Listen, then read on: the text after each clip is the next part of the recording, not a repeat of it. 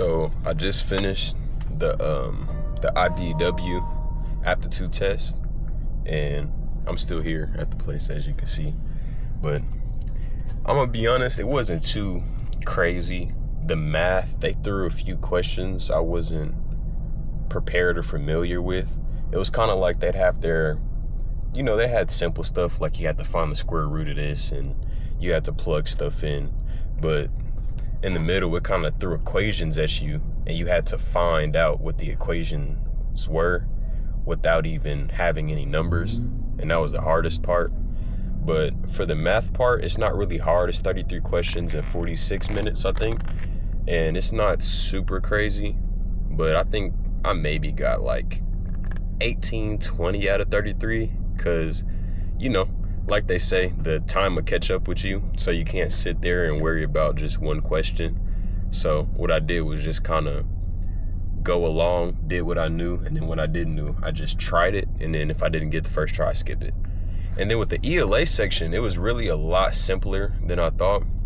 It's literally just reading and I think it's a good skill to read all of it first, just so you know how the passage is kind of formatted, and then you can go to the question, and then your brain automatically be like, oh, I read that in the third little paragraph, and that's kind of what worked for me. But I definitely think I got majority, maybe 33 out of 36, because the questions in ELA weren't too hard. It was really easy reading, and the questions were very simple. It never asked, like, I did a lot of studying about, like, what's the main passage about. I'm sure it's like that on other tests, but the one that I took, it was really just kind of like, what is it saying? Like, what does this mean?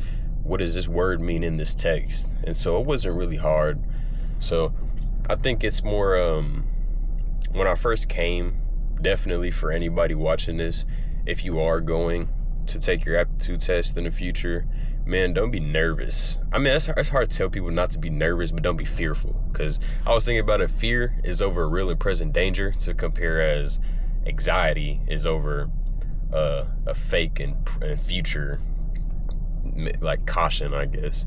And so it was really like I was nervous going in. But then after I like sat down and really like thought, like, I studied for this. If I was y'all, I'd at least study like 2 months before, maybe a month before, just to kind of really get in as much as you can.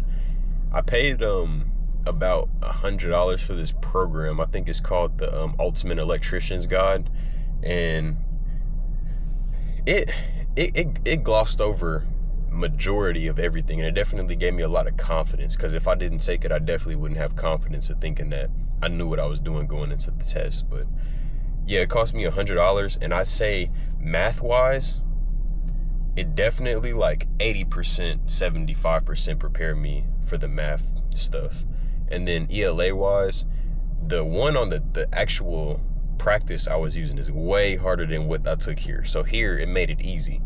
So if you don't know kind of where to go, if you got like $100 that you can invest into yourself with, I definitely try their program. And it's mainly just to give you security. Like, of course, it glosses over what you need to know, and it formats it so you don't have to go out on YouTube and search for it or Safari like that. You can literally just go into this singular website every single day and follow up where you left off the day before and kind of work through it.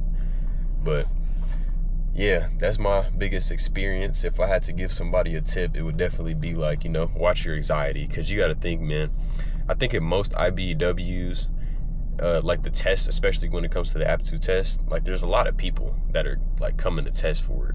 And it's like, I don't think it's based off of course you need to pass or fail, but I feel like it's just a dummy test. Kind of like, let's make sure you're not a complete, I don't want to say like a bad word, but like complete idiot.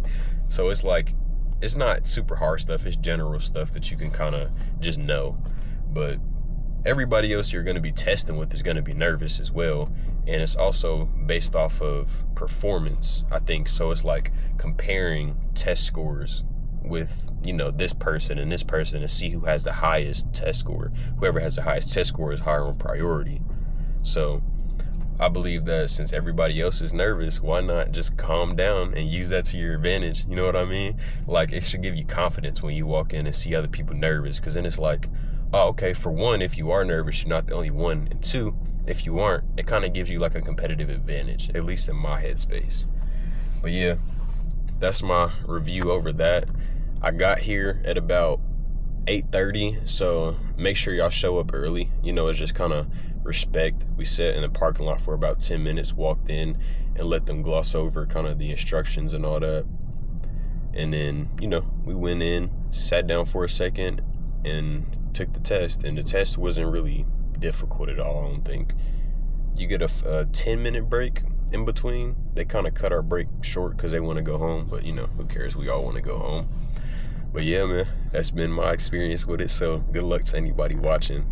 And I hope to see y'all in future videos in the future I'll be making once I actually fully become an electrician, because that's the goal, God willing, if that's his plan for me.